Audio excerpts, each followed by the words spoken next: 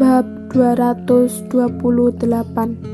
Jarak kedua orang sangat dekat, dekat hingga nafas mereka saling terdengar. Memiliki wajah yang begitu tampan dan badan yang begitu bagus, banyak sekali perempuan di dunia. Kenapa dia malah memilih untuk memikat seseorang ibu hamil? Isabel mengalihkan pandangannya dengan susah payah. Saat ini telinganya sudah merah hingga hampir mengeluarkan darah. Dia pun berkata dengan tegas, "Kapten, jika tidak ada yang ingin dibicarakan lagi, aku pergi dulu." Kapten itu pun menjulurkan tangan menahan bahunya, tertawa dengan licik.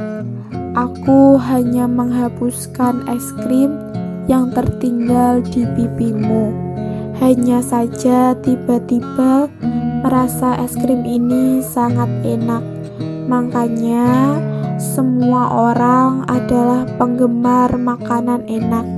Maka Nona Isabel juga seharusnya mengerti kegelisahanku, kan?" Benar apanya. Tidak rela memboroskan es krim berarti rela menciumku. Tetapi tema perjalanan kali ini memang tentang makanan. Menyayangkan makanan juga tidak salah. Tidak benar. Kenapa dia tiba-tiba memaklumi orang itu? Jelas-jelas orang itu sedang menggodanya. Isabel tidak boleh lengah karena alasan itu. Isabel pun terbatuk beberapa kali, berkata dengan suara yang sedikit bergetar, "Baiklah, kamu kembali duduk saja. Jangan begitu lagi." "Begitu bagaimana?" Orang itu menunjukkan ekspresi tak bersalah. Melihatnya saja sungguh membuat orang ingin menghajarnya. Dia memiliki penampilan yang begitu menarik, juga mengerti setiap kelemahan perempuan. Asalkan ingin menyerang seseorang perempuan, maka tidak ada kata gagal baginya. Melihat ekspresi yang tidak leluasa pada wajah Isabel, kapten itu pun menunjukkan senyum kepuasan.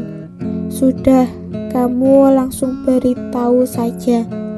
Aku sudah menemanimu makan malam.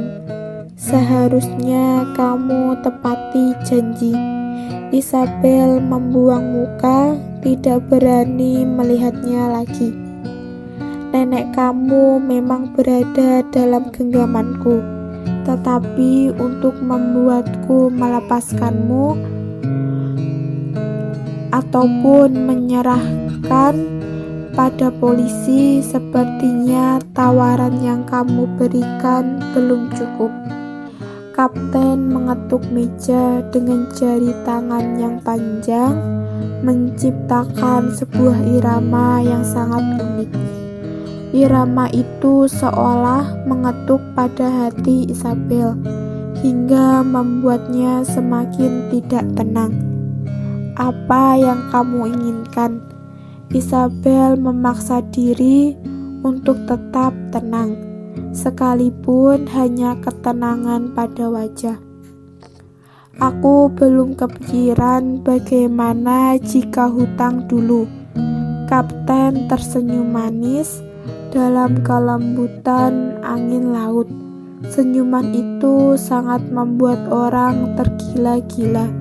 Isabel hampir saja menyebut nama orang yang familiar baginya. Jika bukan karena yakin tidak mungkin, dia mungkin saja mengira orang di depan adalah Ravindra. Ravindra masih di Kotaka, dan ini adalah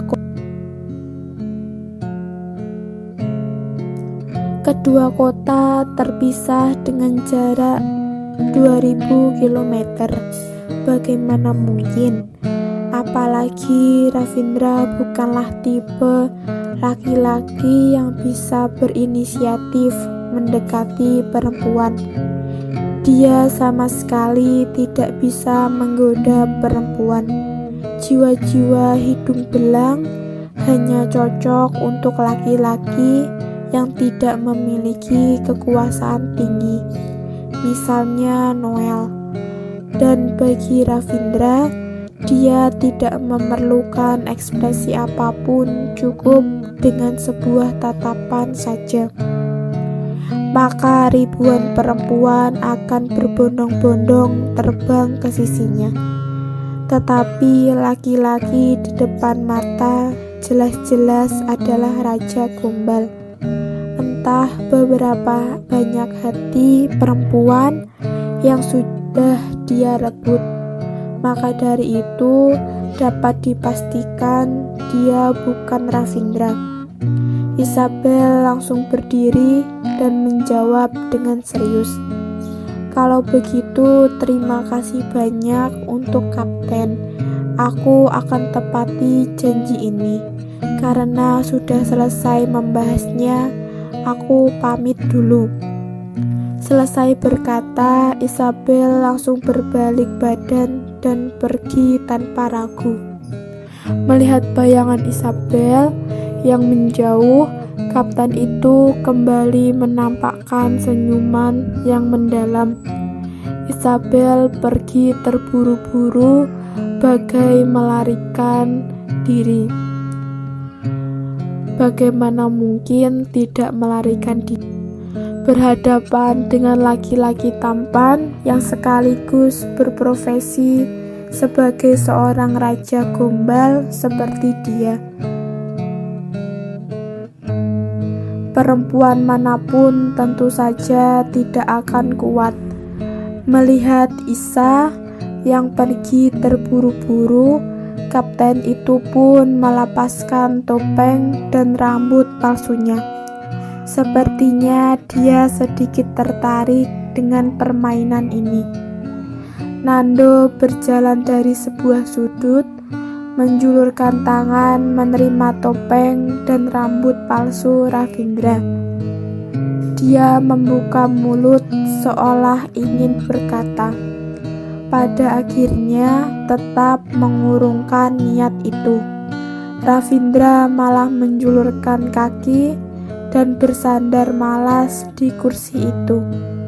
Menyadari Nando yang tidak jadi berbicara, dia pun berkata, "Tidakkah kamu merasa ini sangat menyenangkan?" Nando terus mengomel dalam hati. Seharian ini direktur berdiam di dalam kamar menonton film idola, terus meniru bagaimana cara orang menggoda perempuan. Baiklah, kemampuan belajar direktur memang sangat baik. Hanya dengan meniru cara kerja laki-laki berhidung belang di dalam film saja bisa membuat nyonya kabur seperti itu. Tentu saja ini juga berkaitan dengan pesona pada diri direktur. Ravindra menopang dagu dengan tangan, berkata sambil memikirkan sesuatu. Meskipun dia sangat tergoda, tetapi tetap saja kelihatan melakukan sedikit perlawanan. Apakah sandiwaraku belum cukup baik? Malam ini bawakan lagi beberapa serial film seperti ini. Aku ingin menyempurnakan proses mengejarnya. Nando hampir jatuh pingsan mendengarnya. Direktur, kamu menonton teknik menggoda perempuan dalam drama Korea dengan begitu sabar. Tujuannya hanya untuk menyempurnakan proses mengejar nyonya. Direktur, pola pikirmu memang lain dari yang lain. Nando, apakah aku kurang tampan?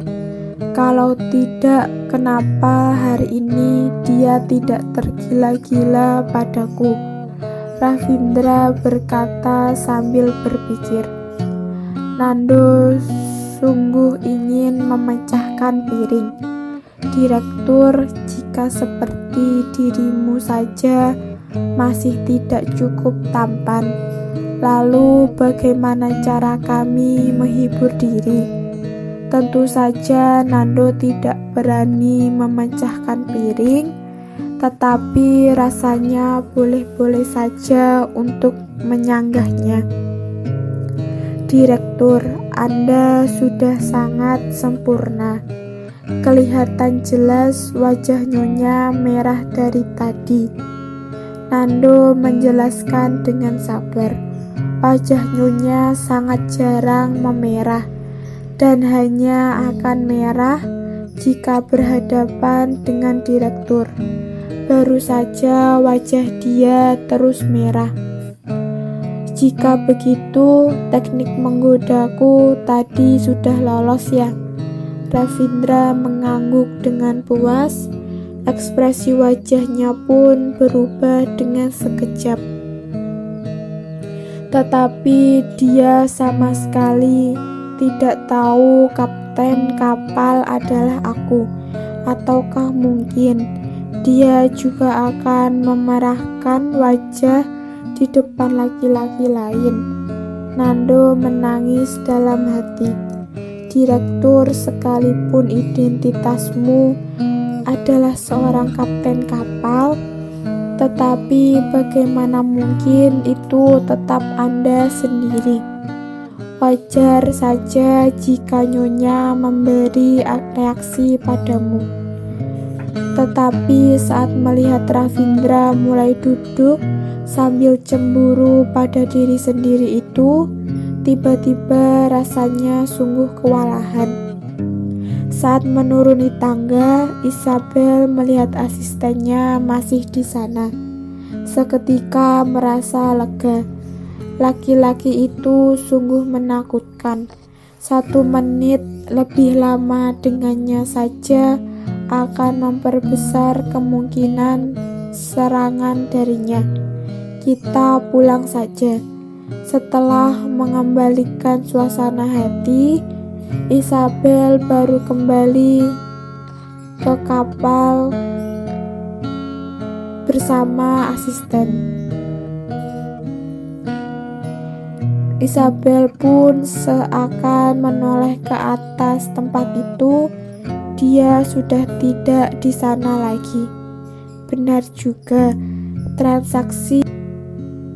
Melihat Isabel kembali, Raisa langsung memanggilnya. Isa, akhirnya aku menang dari Fiona. Isabel langsung meledeknya. Pasti Fiona yang mengalah untukmu kan? Teknik bermain caturnya unggul dari siapapun. Sekalipun Vincent juga tidak mampu mengalahkannya. Sepertinya gara-gara kamu mengomel terus, maka dia membiarkanmu menang agar merasa senang, iya kan? Raisa mulai kesal. Jelas-jelas kemampuan caturku sudah meningkat. Fiona berkata dengan suara lembut. Pergi begitu lama, aku kira kamu berkencan di dasar laut. Memang benar, pergi berkencan, tetapi bukan di dasar laut, melainkan lantai tertinggi kapal. Isabel tersenyum tanpa memberi penjelasan. 3 orang itu pun meletakkan buah catur dan bersandar di kursi. Mereka menikmati pemandangan langit yang penuh dengan bintang-bintang. Sungguh kepuasaan tiada tara.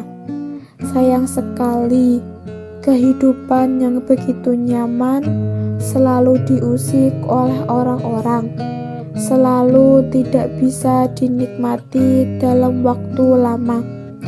Isabel sedang menjulurkan tangan mengelus anak dalam kandungan. Terdengar suara teriakan yang kasar dari belakang. "Isabel, kamu sembunyikan Ravindra di mana? Cepat kembalikan Ravindra padaku." Ketiga orang yang sedang berbaring menoleh secara bersamaan. Terlihat bayangan dua orang berjalan mendekat. Yang berjalan di depan tak lain adalah Rahel. Isabel mengerutkan kening. Ini adalah acara perusahaan Mailun. Atas identitas apa dia kemari?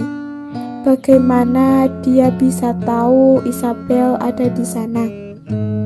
Yang mengikuti Rahel dari belakang bukanlah orang asing. Dia adalah Stephen yang selalu mendukung semua aksi Rahel. Raisa tidak menyangka Stephen akan kemari. Dalam sekejap dia merasa sungguh sial, menegakkan posisi berdiri dan berencana pergi. Stephen langsung menghadang jalan dan memaksa Raisa menatap matanya. "Maaf, di sini bukan kantor. Tolong minggir." Saat ini suara Raisa sudah sedingin es. "Semua yang perlu kita bicarakan sudah jelas. Tolong jangan hadang jalanku." Stephen terlihat sangat lelah melihat ekspresi marah pada Raisa. Dia pun tidak berdaya. "Raisa, kita bicarakan baik-baik." Stephen melanjutkan, "Ada banyak hal tidak seperti yang kamu pikirkan." "Tidak perlu," Raisa berkata dengan dingin. "Aku tidak ingin membicarakannya lagi. Aku juga tidak mau bertemu kamu lagi. Tetapi aku ingin membicarakannya." Stephen baru selesai berkata, langsung menarik tangan Raisa dan membawanya pergi tanpa ragu. Isabel ingin menolong Raisa, tetapi baru berjalan beberapa langkah saja, dia sudah dihalangi Rahel. "Apa maksudmu?" Isabel mengerutkan kening. "Untuk apa kamu mengejarku hingga ke sini?" "Isabel, jangan berpura-pura bodoh lagi. Jelas-jelas kamu pergi dan memancing Ravindra untuk ikut bersamamu, ya kan? Kamu tahu malu tidak? 2 hari ini Rahel hampir gila karena pikiran kacau. Saat ini dia sudah tidak memperdulikan pandangan orang kepadanya lagi. Langsung berteriak dengan keras, 'Kamu sudah memilih untuk pergi. Kenapa tidak pergi dengan bersih saja? Kenapa masih membiarkan kami tahu kemana kamu pergi?' Isabel tiba-tiba tersenyum, tetapi senyuman kesal. "Rahel, kamu masih belum cukup," Isabel berkata dengan suara dingin. "Sejak kapan aku memberitahu kamu kemana aku pergi? Atau bahkan kamu yang terus mengintaiku? Ravindra pergi kemana? Kamu tanyakan saja pada dia. Untuk apa kamu datang dan bertanya padaku?